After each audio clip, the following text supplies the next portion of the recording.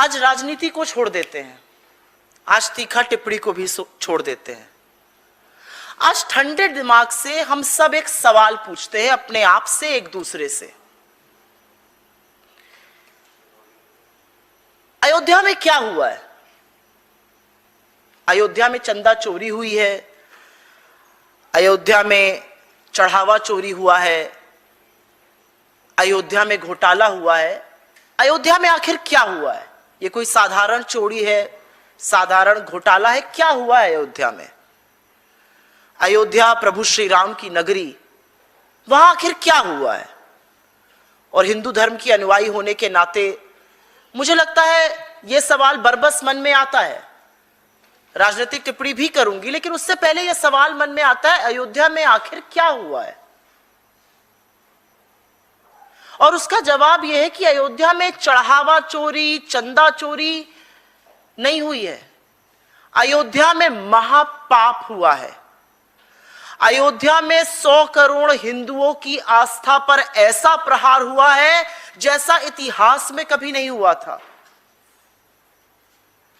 अयोध्या प्रभु राम की नगरी, मर्यादा पुरुषोत्तम, न्याय के, धर्म के, प्रतिष्ठा के प्रतीक प्रभु राम की नगरी अयोध्या में जब इस तरह का घोटाला होता है तो वो 100 करोड़ हिंदुओं की आस्था पर सबसे बड़ा इतिहास में हमला है। और इसीलिए मन में एक सवाल आता है और मन में एक बात आती है, क्या यह सच नहीं है कि भक्तों का पैसा खा गए बीजेपी के चोर और रामलला को लूट लिया? यह है इनका दौर। और शुरुआत में एक और सवाल से करना चाहती हूं। प्रधानमंत्री मोदी जी भूमि पूजन करेंगे, वही शिलान्यास किया उन्होंने ही उद्घाटन किया, उन्होंने ही प्राण प्रतिष्ठा करी, ध्वजारोहण भी मोदी जी ने किया, ट्रस्ट भी मोदी जी ने बनाया। और जब चंदा चोरी की बात आई तो मोदी जी सेशल्स में एक अवार्ड खरीदने में व्यस्त थे, जिसकी स्पेलिंग भी गलत है। शायद देर रात को लौटे हैं, आप लोगों को तो खैर सवाल पूछने का मौका उनसे नहीं मिल पाता है, लेकिन इस देश में कोई तो पूछेगा ना उनसे कि आप सारा श्रेय लेना चाहते थे। और जब हिंदू धर्म में और हमारी आस्था पर इतना बड़ा प्रहार हो रहा है, हमारी आस्था को तार तार करके रख दिया गया है, हिंदू धर्म के अनुयायियों के साथ इतना बड़ा भद्दा मजाक किया जा रहा है, तो आप बिल्कुल चुप है, आपके मुंह से एक शब्द नहीं फूट रहा है। आप हिंदुत्व के स्वयंभू ठेकेदार बनते थे और आज प्रभु राम के दरबार में मची लूट को देखकर जो आपके लोगों ने की है, आपके सबसे ट्रस्टेड लोगों को आपने इस ट्रस्ट में डाला था, आप चुप है?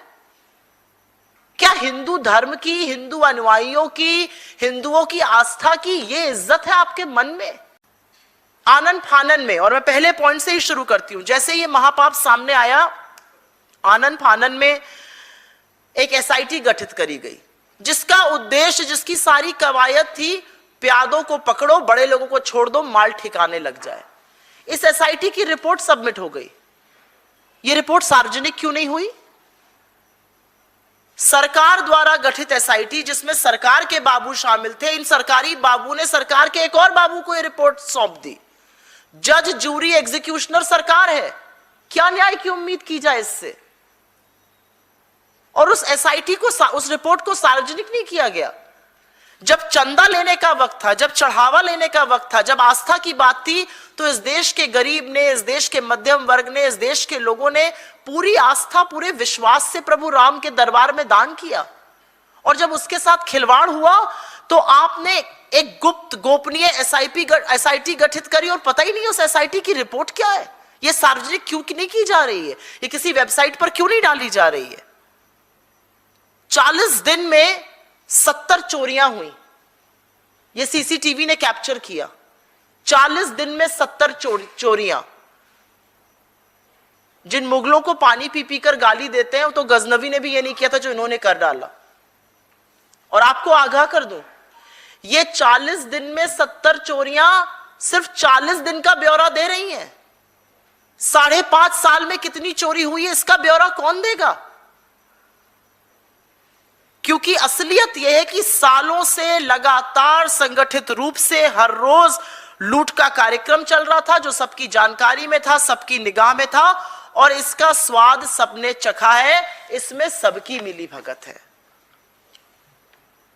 मॉनिटरिंग सिस्टम कहां था? सीसीटीवी फुटेज 45 दिन की ही क्यों थी? सिक्योरिटी कहां थी? आपको लगता है कि वो जो छोटे छोटे प्यादे पकड़े गए हैं उनके बस की बात थी इतने बड़े भव्य मंदिर में इतनी बड़ी चोरी कर लेना? 80 लाख रुपए जब्त होने की खबरें सामने आ रही हैं। 80 लाख रुपए जब्त होने की खबरें अभी की सामने आ रही हैं। आप ये सोचिए 5.5 साल से कितना पैसा लूटा गया होगा। 40 दिन में 70 चोरियां हुई हैं। 5.5 पौने 6 साल जब से मंदिर का अनावरण हुआ, इनॉग्रेशन हुआ, तब से कितनी चोरी हुई होगी।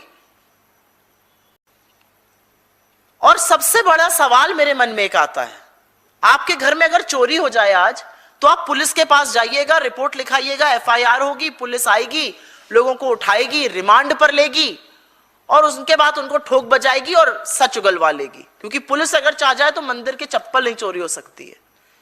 यहां पुलिस आई, पुलिस ने प्यादों को गिरफ्तार किया, और वो प्यादे स्टेट के दामाद बनकर जेल में मजे की जिंदगी जी रहे, और बड़े लोगों को छोड़ दिया गया, बड़े डाकुओं को, कि आप लूटा हुआ माल पहले ठिकाने लगा लीजिए।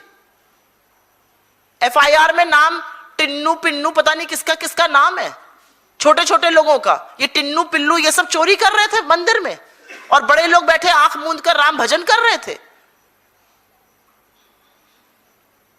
तो सवाल इस बात का है कि एफआईआर में लोगों का नाम नहीं आया, छुटपुटिए गिरफ्तार हो रहे हैं, बड़े बड़े डाकू स्वच्छंद घूम रहे हैं। और इसीलिए मैं अब मेन किरदार की भी बात करना चाहती हूं। आनन फानन में एसआईटी की रिपोर्ट आई, और शपथ लगाने के बाद चंपत राय बंसल, जो ट्रस्ट के महासचिव थे, सर्वे सर्वा थे, वही आदि अनंत बने हुए थे ट्रस्ट का, उन्होंने इस्तीफा दे दिया। क्या इस्तीफा देने से बच जाएंगे चंपत राय जी? चंपत राय जी इस्तीफा देते हैं और उनको जैसे इजी रूट से निकाल दिया गया। पहले दिन से कवायद है कि उनको बचाया जाए, लेकिन उनका इस्तीफा इस बात का सबूत है कि बहुत बड़ा घोटाला हुआ है, बहुत बड़ा महापाप हुआ है। ये दाल में काला नहीं है, पूरी की पूरी दाल काली है। और इसी से ट्रस्ट की विश्वसनीयता पर सवाल उठता है। 40 दिन में 70 चोरी सामने आ गई, तो शुरू से ऑडिट कैसे होगा? ये कोई चंदा चोरी, चढ़ावा चोरी नहीं था, ये क्रिमिनलाइज्ड गैंग एक ऑपरेट कर रहा था। और मैंने भारत समाचार में अभी खबर पढ़ी आते वक्त, चंपत राय बंसल कोई महासचिव नहीं थे, वो तो पूरे राजा आदमी थे भैया। एक एजेंसी, सिक्योरिटी एजेंसी उनकी थी, 400 लोग उसमें कार्यरत थे। महीने का 1 करोड़ मतलब साल का 12 करोड़ रुपए उस सिक्योरिटी एजेंसी को दिया जाता था। वो सिक्योरिटी एजेंसी बीजेपी के एक्स एमपी बिहार के कोई है, उनकी सिक्योरिटी एजेंसी है। 400 निजी कर्मी, सुरक्षा कर्मी उस मंदिर में चंपत राय की सुरक्षा करते थे, और वो उस रूट पर भी तैनात रहते थे जहां पर गिनती होती थी, जहां से पैसा बैंक जाता था। तो सबसे बड़ा सवाल यह है कि केंद्र की सुरक्षा बल तैनात है, राज्य का फोर्स तैनात है, तो ये 400 निजी सुरक्षा कर्मी 1 करोड़ रुपए महीने पर क्या कर रहे थे? चंपत राय जी को अगर राजा बनना ही था तो चढ़ावे और चंदे से राजा बनने का उनकी इच्छा पूरी की जा रही थी। उनका जीवन में और वो क्या क्या करते थे, उनकी क्या प्रेफरेंसेस थी, अदरवाइज मैं उस पर चर्चा नहीं करना चाहती। वो लोग बोल ही रहे हैं तो आरएसएस के बारे में पुरानी बातें कही जाती हैं। लेकिन हाँ, मेरे मन में यह सवाल जरूर उठता है कि ये निजी सुरक्षा कर्मी क्या कर रहे थे उनके लिए। श्री राम जन्मभूमि तीर्थ क्षेत्र ट्रस्ट और स्टेट बैंक ऑफ इंडिया ने मिलकर एक एसओपी, स्टैंडर्ड ऑपरेटिंग प्रोसीजर तैयार किया था। ऐसे ऐसे गिनती होगी, ऐसे ऐसे इसका नोट की गड्डियां बनाई जाएंगी, ऐसे ऐसे ये बैंक आएगा, इन लोगों को एक्सेस होगा, इतना इतना सीसीटीवी कैमरा पर कैप्चर होगा। और खबरों के मुताबिक उन नियमों का पालन भी नहीं किया जा रहा था। और एसबीआई ने गड़बड़ी की आशंका को देखते हुए 3 महीने पहले दान की गिनती करने वाले कुछ कर्मचारियों को निकालने की सिफारिश भी की थी। किसने अनदेखा किया उसको? और क्या यह चंदा चोरी अभी 40 दिन में हुई है? असल में चंदा चोरी और डकैती पहले दिन से हो रही है। जिस दिन 2 करोड़ की जमीन 10 मिनट में 18 करोड़ की मंदिर के नाम बेची गई, उसी दिन पहला डाका पड़ा था। और जिसने भी उसको बोला, उसको धर्म विरोधी और देशद्रोही कहने की कवायद बीजेपी ने की थी। अगर उसी समय शिकंजा कसा गया होता, अगर उसी समय एक्शन लिया गया होता, तो आज ये दिन नहीं देखना पड़ता। किसको नहीं पता है कि महिपाल नाम के एक आदमी ने जब गड़बड़ी देखी तो धर्मभीरू था, वो डर गया। उसने कहा 5-5 लाख रुपए की रोज चोरी हो रही है, उसको नौकरी से निकाल दिया गया। बजाय तफ्तीश करने के, बजाय जांच करने के, उसने कहा 5 लाख रुपए की रोज चोरी हो रही है। और ये शुरुआत में बोल दिया था। आप सोचिए 5 लाख की रोज चोरी से 5.5 पौने 6 साल में कितने की चोरी हुई। और इस बीच महाकुंभ भी आया और हमने देखा कि श्रद्धालुओं का जत्थे का जत्था महाकुंभ प्रयागराज से लेकर अयोध्या जा रहा था। कितना चढ़ा होगा और कितनी चोरी हुई होगी। उसके बाद 2 और लोगों ने आवाज उठाई, उनको भी नौकरी से निकाल दिया गया। मतलब आगाह किया जा रहा था। जमीन में घोटाला किया, पैसे में घोटाला किया, चंदा चढ़ावे में घोटाला किया। अगर समय रोते हुए चोरी पकड़ी गई होती तो शायद ये महाघोटाला नहीं होता। अब ऐसे अनगिनत लोग सामने आ रहे हैं, जो सामने आकर कह रहे हैं हमने फला चीज दान करी, हमें कहा गया उसकी क्वालिटी और गुणवत्ता देखकर आपको रसीद व्हाट्सएप पर आ जाएगी। व्हाट्सएप पर घटिया फॉरवर्ड आ रहे हैं, रसीदें नहीं आई आज तक। कितने ही लोग हैं। सिंधी समाज पूछ रहा है कि हमारी 200 किलो चांदी की ईंटें कहां हैं। व्यापारी पूछ रहा है हमारी सोने की ईंटें कहां हैं। महिला पूछ रही है हमारी चांदी के काग भुषुंडी कहां है।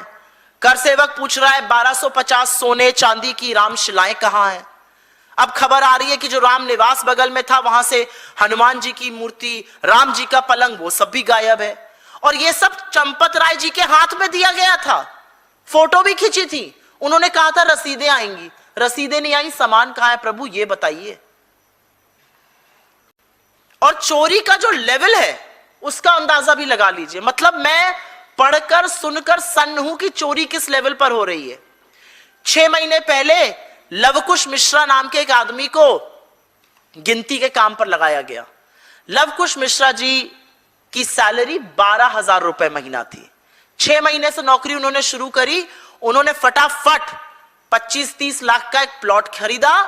उस पर उन्होंने डबल मंजिली की इमारत बनानी शुरू करी अपनी पत्नी को गिफ्ट करने के लिए। उनके गांव के घर से एक टूटी हुई तिजोरी से 12 लाख रुपए नगद मिले। उन्होंने तो पैसे गोबर में भी छुपाए हुए थे। यह हाल है लवकुश मिश्रा जी का। वो एक बार में 50, उसके मित्रों का कहना था एक बार में 50-50 हजार रुपए की पार्टी देता था, ट्रीट करता था। 12,000 रुपए उसकी महीने की तनख्वाह थी। यही हाल टिन्नू यादव का भी था। और सवाल यह उठता है कि क्या सरकार को इसकी कोई भनक ही नहीं थी।